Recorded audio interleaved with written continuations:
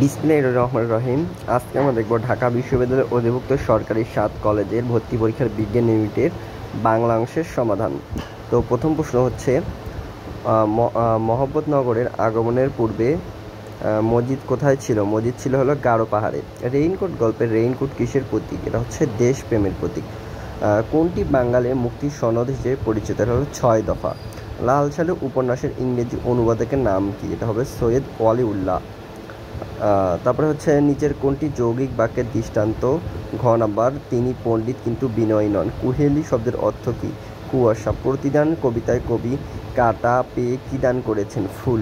রাইসুল জুলেহা অর্থ কী? এটা হলো মূর্খদের সর্দার। নত্যবিধান অনুসারে কোনটি শুদ্ধ? এটা হলো লণ্ঠন। তারপর হচ্ছে কাল থেকে পড়া শুরু করো, এই বাক্যটি কোন বিষয়? এটা হলো ঘটমান বর্তমান। তুমি যে বড় এলে না, এটা হলো অব্যয়। জলাতন শব্দের উৎস ভাষা কোন?